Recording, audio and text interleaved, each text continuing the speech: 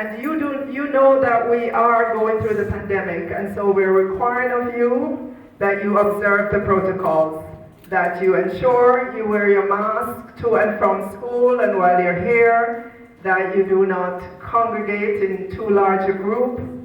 I see that you're observing the social distancing quite well in the classroom. When you go outside, I'm asking you to do so as well. And I noticed that the school has ensured that there are wash stations very visible as you enter the gate. So I know that Dunoon is observing the protocols, which are so important to do. So again, boys and girls, or young people of Jamaica, just thank you for welcoming me here today in your class to give me the confidence that I can say for sure that students are observing the protocol. And it's very important because you know that we've had to be online for more than a year now, which is not the ideal for everyone. I know there are some students who like it, but there are some others who don't. We'd like all of our students to be back again in the face-to-face environment, but it's all going to depend on all of us in terms of our observation of the COVID-19 protocols. Beyond the COVID-19 protocol, of course, we're battling the negative impact of that on learning loss in the education sector. And so while I know that many thousands of students have been on the online, on the virtual classroom, I know that there are many who have not been able to be on consistently. And so being able to be back in the face-to-face mode, especially given the exams that are ahead of us in short order, it's good for the students to be able to interact with their teachers, to kind of, get their minds again geared towards these tests that are ahead of them. So it's good to be here in the physical world to assure them of their role and to just give them some encouragement as they go along towards these exams.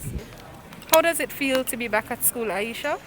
It feels really great because at home when you're doing online class, it's kind of difficult to learn. How many subjects will you be sitting in CSEC this year? 8 subjects. And tell me in detail, what were the last few months at home like? Yes, it was very challenging. For online class, it was very challenging because it's kind of hard to learn when you're at online class. Because I'm like learn better when I'm at school, so them can explain it more better. So yes, I'm very glad to be back at school. During the past week, the Ministry of Health and Wellness would have vaccinated. During the Blitz, over 7,000 teachers were vaccinated, and the numbers that we got of the teachers that remained to be vaccinated was about 6,000 or so. But I don't have the actual number as to who showed up, but I know over the week and into the weekend there was vaccination. Many thousands of students have registered for these exams here in Jamaica. When we look at CSEC, it's well over 40,000 students that have registered to do it. If you look at the PEP, same number, obviously. CAPE, maybe over 10,000 students and so on, and which tells me that the students are very interested in their future. And we need to do everything that we can to bolster them. And so that call for all teachers across the Caribbean to do what they can to ensure that students have a safe journey into exam, and that between now and then we kind of give them everything that we can. It's a great call.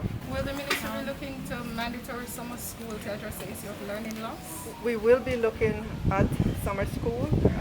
The mode has not been fully agreed yet, but we have to do all that we can to recover from what we've lost during the pandemic, and you will hear more in terms of the details of it. But we have to do something.